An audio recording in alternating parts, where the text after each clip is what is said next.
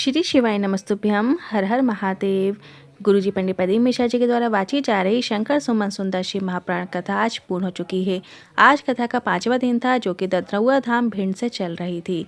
ये 5 दिवसीय शिव महापुराण कथा थी, जो कि 5 दिन तक चल रही थी और आज कथा का अंतिम दिन था, 5वां दिन था।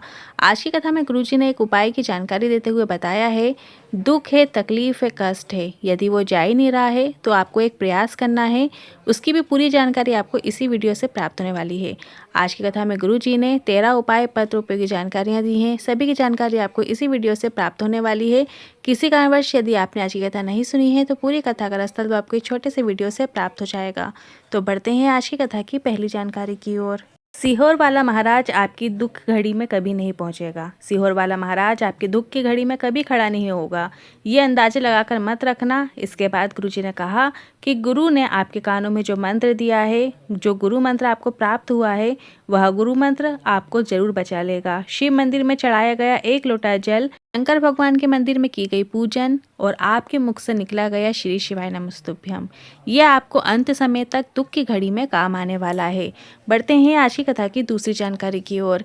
गुरुजी ने बताया, कथा पंडाल में बहुत अधिक मात्रा में भीड़ है। ऐसे में एक वीडियो वायरल हो रहा है जिसमें व्यक्ति के पास सोने के लिए जगह नहीं थी, तो उसने पंडाल के डंडे में कपड़े का बिस्तर बांधकर और ऐसे ही लटक कर सो गया। इसके बाद गुरुजी ने कहा, ये शिव भक्ति कहीं और देखने को नहीं मिलेगी। रात भर इंतजार करते रहते हैं शिव महापुराण कथा का श्रवण करने के लिए।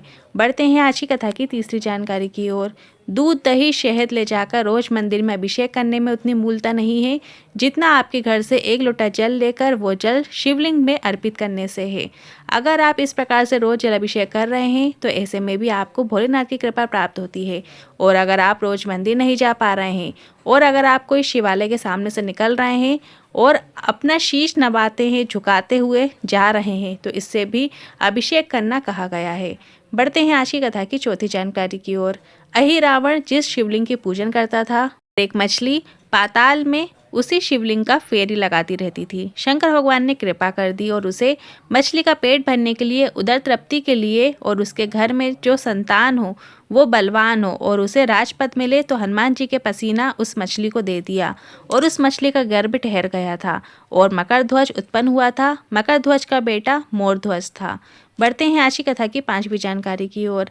आज भी दूल्हा दुल्हन के सिर पर मोर बांधा जाता है।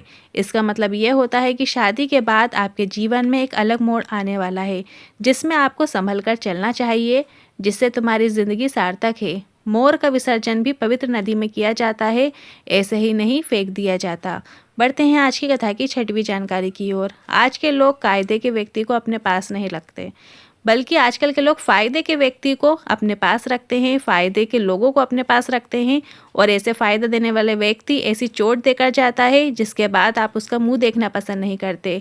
इसलिए शिव महापुराण की कथा कहती है, आपको अपने पास कायदे के व्यक्ति रखना चाहिए, जो आपको सही सलाह देकर आपके जीवन को सही मार्ग में चलाने के लिए रास्ता प्रदान करें।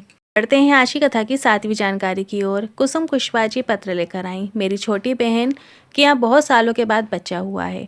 7 महीने का गर्भ था। बहन को बहुत तेज़ दर्द हुआ और उसे प्राइवेट हॉस्पिटल में लेकर गए, क्योंकि उसकी हालत सही नहीं थी, पर कोई भी प्राइवेट हॉस्पिटल वाले उसे ले नहीं रहे थे, इसलिए उसे सरकारी अस्पताल लेकर गए। वहाँ जब डॉक्टर ने उसकी जांच करी तो डॉक्टर ने बताया, इसकी बच्चादानी फट गई है, तुरंत ऑपरेशन करना पड़ेगा और बच्चा तुरंत बाहर निकालना पड़ेगा। और 7वें महीने में ही उसे बच्चा हो गया। बच्चे की स्थिति बिल्कुल भी ठीक नहीं थी। माँ और बच्चे दोनों को वेंटिलेटर में डाल दिया गया। बच्चे और माँ के लिए मैं कामना करके आई थी कि मैं ददरौआ धाम शिव महापुराण कथा पंडाल में बैठकर सुनूंगी। मैं कथा पंडाल में आ गई। बाबा से विनती करके कथा सुनना मैंने प्रारंभ कर दी।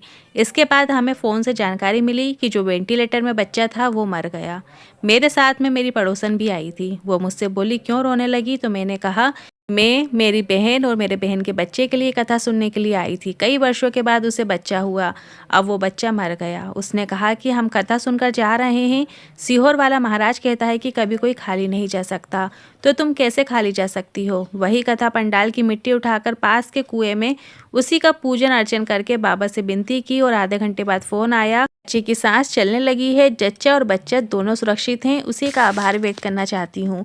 बढ़ते हैं आज की कथा की 8वीं जानकारी की ओर। उमा देवी जी पत्र लेकर आई, मेरा जीवन कांटों से भरा हुआ था। पति की आय ज्यादा नहीं थी, वो सिर्फ 6 से 7 हजार रुपये महीना कमाते थे। मेरा बेटा कई सालों से नौकरी की तलाश कर रहा था, पर उसकी नौकरी नहीं लग रही थी। फिर किसी के कहने पर मैंने टीवी में शिव महापुराण कथा सुनना शुरू किया और एक लोटा जल शंकर भगवान के मंदिर में जाती और चढ़ाना मैंने प्रारंभ किया। और उस जल का और बाबा की कृपा का क्या वर्णन करूं। कभी नहीं सोचा था कि मेरे बेटे की सरकारी नौकरी लग जाएगी, क्योंकि हमारी पीढ़ियों में किसी की भी सरकारी नौकरी आज तक नहीं लगी थी और मेरा बेटा इनकम टैक्स ऑफिसर बन गया है। उसी का आभार व्यक्त करना चाहती हूँ। बढ़ते हैं आज की कथा की 9वीं जानकारी की ओर। रवि जी पत्र लेकर आए। संतान सुख नहीं था। 3 साल, 5 साल, 7 साल निकलते चले गए। ऐसे करके कई साल निकल गए। संतान सुख नहीं था और हमें शिव महाप्राण पर पूरा विश्वास था। मैं रोज शिवलिंग पर एक लोटा जल चढ़ाती, एक बेलपत्र चढ़ाती और बाबा से एक बेलपत्र औषधि रूप में प्राप्त करती और उसे नंदी के पास बैठकर वो बेलपत्र खा लेती। मेरा रज धर्म भी आना बंद हो गया था, पर बाबा की कृपा से संतान की प्राप्ति हुई है। का आभार व्यक्त करने कथा पंडाल में आई हूँ। बढ़ते हैं आज की कथा की 10वीं जानकारी की ओर।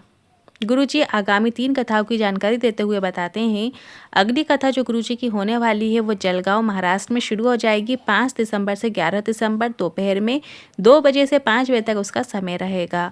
और इस कथा के बाद 16 तारीख से मतलब 16 दिसंबर से 20 दिसंबर तक अमरावती में कथा होगी और उस कथा की जो टाइमिंग रहेगी वो दोपहर में 1 बजे से 4 बजे तक रहेगी।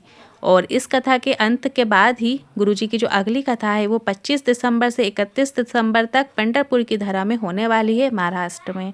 ते हैं आज की कथा की 11वीं जानकारी की ओर। स्नेहलता देवी जी पत्र लेकर आई। भोले बाबा का क्या वर्णन करूं। मेरा बेटा एसएसबी में पास हो गया था। उसका मेडिकल होना था, पर इस समय उसके चेहरे में लकवा लग गया था। आंखें टेढ़ी हो गई थी, मुख टेढ़ा हो गया था चेहरे में लकवा लगने के कारण। 11 दिन बाद मेडिकल होना था, तो बच्चे ने कहा अब मैं क्या करूं।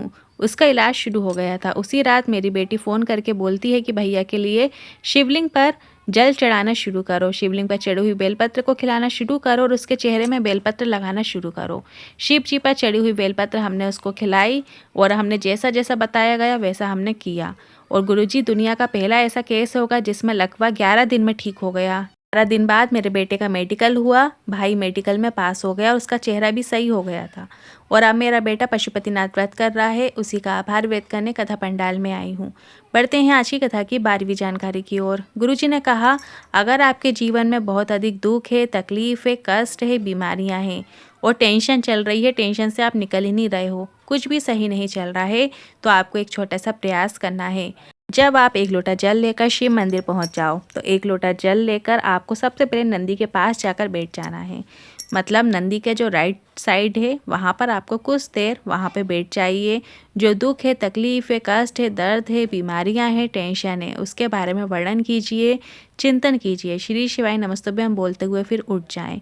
फिर जो एक लोटा जल है वो भोलेनाथ के शिवलिंग पर श्री शिवाय नमस्तुभ्यम बोलते हुए चढ़ा दीजिए। और जब आप चढ़ा दीजिए और अपने जल कलश के अंदर जलाधारे से आ रहे जल को झेल लीजिए। इसके बाद फिर से आपको नंदी के राइट साइड में बैठ जाना है। मतलब जल चढ़ाने के पहले और जल चढ़ाने के बाद 2 क्षण के लिए नंदी के राइट साइड में थोड़ी देर जाकर वहाँ बैठ जाइए। अपनी दुख तकलीफ स्मरण कीजिए, श्री शिवाय नमस्तुभ्यम बोल दीजिए। ऐसा 15 दिन तक लगातार करके देखिए। आपकी जो भी समस्या है वो दूर होना शुरू हो जाएगी। ये विशेष उपाय आप प्रतिदिन जब भी जल चढ़ाएं तब कर सकते हैं। इसकी शुरुआत आप कल रविवार 3 दिसंबर से ही कर सकते हैं। आज के इस उपाय को लेकर मेरे में कोई सवाल है, क्वेश्चन है तो आप कमेंट बॉक्स के जरिए पूछ सकते हैं। वीडियो थोड़ा भी उपयोगी लगा हो तो वीडियो को लाइक करके कमेंट बॉक्स में हर हर महादेव ज़रूर टाइप कीजिएगा। श्री शिवाय नमस्तुभ्यम, हर हर महादेव।